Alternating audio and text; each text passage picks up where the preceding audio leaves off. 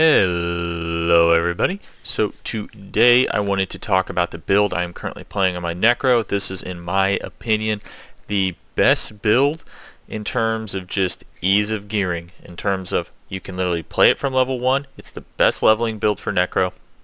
It transitions extremely easily into the end game. If for some reason you're coming late to the season or something like that, just know this: in the season journey, it actually has, which one of them? Hold on here.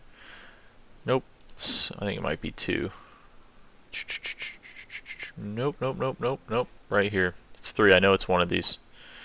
Ancient Flame, Shielding Storm. Yeah, so a couple things. So first off, you can get your Shielding Storm aspect from the seasonal journey, and you also can get Rathma's Chosen, which is another thing from your season journey. So you actually can get, I think, probably 2 of the main legendaries that you need to find, because the cool thing about this build is it doesn't actually need legendaries. Like, from literally level 1 you are going to be strong, and it only gets stronger, it only gets better. And with the new vampiric powers, it's actually even crazier while leveling. So like while leveling and even past leveling, you're going to take Hemomancy, and this is just going to one-shot everything. It's going to take its already destructive leveling power and just continue that theme. Like, this is wild, because you actually do get quite a lot of max life when you play the Blood Necro. So anyways, let me go ahead and go over the gear here and explain a little bit about how this works. It's pretty simple. So Aspect of Might, Aspect of Disobedience. So both of these you can get from the Codex of Power. Then you have Blood-Bathed Aspect, Blood Surge Nova's Echoes, again after a short delay, dealing 54% less damage. This is also a Codex of Power aspect. Shielding Storm, this is also currently a seasonal Codex of Power aspect, right? In terms of stats on the helm, you're going to want total armor, max life, cooldown, and I think basic skill speed are probably going to be your best bets. On the chest piece, I think total armor, damage reduction from close, damage reduction while fortified, and then going like damage reduction or max life are going to be the best thing. Then on the gloves, you're going to want to go attack speed, overpowered damage, blood surge damage, and then like intelligence or something like that, or maybe even crit. On the pants, you're going to want to go percent total armor, damage reduction from close, damage reduction while fortified, and then I actually like the ranks of Blood Mist, because when you level up Blood Mist, it actually does reduce the cooldown a little bit, so that's pretty nice. But I think technically the better thing is going to be like max life or something like that in that spot. So, yep.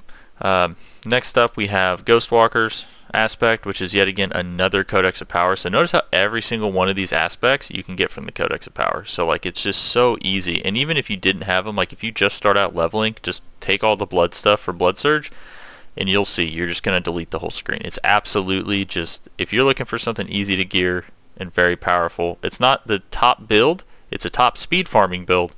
It's not like a top in-game build. I think it's like maybe somewhere around like A tier or something like that. It's not like an S tier in-game build in terms of doing high nightmare dungeons, but for everything else, it's S tier. I would say it's S tier. So, yeah.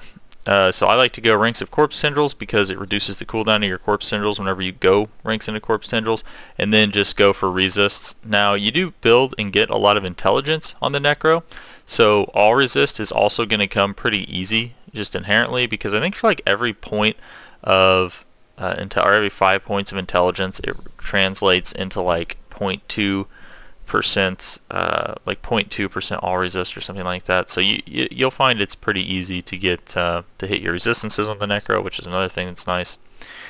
Next up, we have Aspect of Grasping Veins, which I believe this is also in the Codex. So whenever you use your corpse tendrils, you're going to gain 32% critical strike chance, or up to 40% critical strike chance, and 80% bonus critical strike damage. You're going to want to have overpower damage, core skill damage, critical strike damage, and then I'd say like intelligence or something like that. Then, so I do use Banished Lord's Talisman. However, you do not need any uniques for this. This is above and beyond. This does make the build better. You are going to want this eventually, but you do not need this. So don't flip out. You know, when you see a unique, you do not need to farm this necessarily. You can just, whenever you get it, and then you can throw it on, right? So here, if you do not have this unique, what you're going to do is you're going to take your Rathma's Chosen, and you're just going to put it onto your necklace, right? You're just going to take this one, you're going to put it onto your necklace. You might ask why you don't take this and put it on here. because obviously this is making it do less damage. Mainly because, I don't know, it's just a functionality thing. I just like having more attack speed. If you want to put your Blood Surge on there, you can, but it's only going to be like a 15% damage buff, and it's not really going to outdo like the value you get out of Grasping Veins, and it's probably not going to outdo the value that you get out of like Banished Lord's Talisman, or even just the attack speed that you get from Rathmas Chosen, because there actually is pretty decent DPS in this build, weirdly enough, just with how much attack speed you can get. But yeah, so on the rings, you're going to want to go critical strike chance, overpower damage, damage to close, or critical strike damage, and then max life. I actually like the damage. I was finding that I actually like the damage to close better. But obviously it requires 4 stats on a ring, so use the closest thing that you can use, because a big part of this, build is you're going to be doing overpowered crits. So critical strike damage isn't necessarily that bad. You just don't get it whenever you use a Blood Surge that doesn't crit. So I prefer to just go the damage to close, because you get that damage all the time. And I also think that damage to close rolls like a tad bit higher. So you can see here critical strike damage rolls 31.5%. Damage to close actually rolls all the way up to 35.3%, and this is actually a lower item power item than the crit one. So you'll have a higher roll on that if you do the damage to close. Okay, then we're going to be going Aspect of the Umbral. Now the cool thing here is this is kind of a flex slot, so like if you didn't have Banished Lords, you would actually have 2 ring slots open typically. I just run the resource gain things, but if you were to get something like the Malignant Ring of the Sacrilegious, if I find that, I'll probably replace this Loop of the Umbral for that, because you don't necessarily crowd control an enemy a whole lot. Like, I haven't seen that this gives me an insane amount of resource back. It is helpful, it is nice, but it's not like 100% required. So I think this might be the only aspect that you can't get out of the Codex right now. So you have kind of a flex slot here. I personally think going the Ring of the Malignant would be good here. So or the Malignant Ring of the Sacrilegious would be good here, so it just auto casts your Corpse Tendrils on potentially a lower cooldown depending on what you can get your Corpse Tendrils cooldown to. So yep, but anyway, that is the build. Going Book of the Dead here, we go Sacrifice for crits, then we go Sacrifice the Bone for a multiplicative overpower damage buff, and then we sacrifice the Golem for max life. This is a pretty tanky build, so yeah, you really shouldn't have any issues with dying. You're going to build up your Fortify pretty fast. So yeah, very good for Hell Tides, very good for a lot of different things. One thing I will say, the one downside to this is the build is kind of slow. So like even if you put move speed here and then you put move speed on your talisman, because eventually you will do that, once you get to the point where you don't need, like, I don't know, like let's say fire resist, because you get to the point where you're kind of overcapped on it or something, you'll eventually replace one of those with movement speed, because we are running the Ravenous Vampiric Power, which is going to give us more attack speed based on our movement speed. But yeah, okay, so that being said, that's the Book of the Dead. Vampiric powers, we're going Ravenous, we are going Hemomancy, we're going Moonrise. So this just gives us a nice amount of DPS, I guess, with our Hemorrhage. Now we're not relying on this to do damage. The main reason why we take it is attack speed and movement speed. So there's some mechanics to this build about keeping your Moonrise up and stuff like that. Sanguine Brace, you get more crit the more Fortify you have. And then we have Blood Boil. This is going to give us another guaranteed overpower, and it's going to spawn volatile blood that drops to explode whenever you walk into them. So yeah, that's the current setup that I am doing. Paragon, I'll have a Paragon tree in the description just so you can see what it looks like fully complete, as opposed to mine that I think I was testing something, so I need to redo it. So I'll just put a link in the description so you can actually look at the full Paragon there. It'll be easier anyway. So yeah, skill tree wise, Hemorrhage, Enhanced Hemorrhage, Alkalites Hemorrhage, Max Out Blood Surge, Enhanced Blood Surge, Paranormal Blood Surge. So this gives us guaranteed. It says if an enemy is damaged by Blood Surge Nova while you are healthy, then you gain 1 stack of Overwhelming Blood. When you have 5 stacks of Overwhelming Blood, your next Blood Surge overpowers. This one's okay too if you want to, because each time you hit an enemy by Blood Surge's Nova, it fortifies you.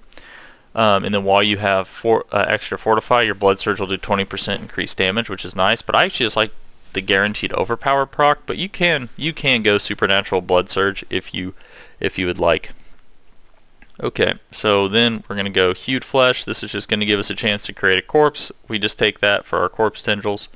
Blood Mist, Enhanced Blood Mist, Ghastly Blood Mist, just so we can get a corpse. We don't really have an issue fortifying, so we don't need to like go this hard into the fortify stuff. Death's Embrace, Decrepify, Enhanced Decrepify, Abhorrent Decrepify. This is going to give us cooldown reduction on for our Bone Storm and our Grasping Tendrils and stuff like that as we kill stuff, just to make it come up a little bit faster.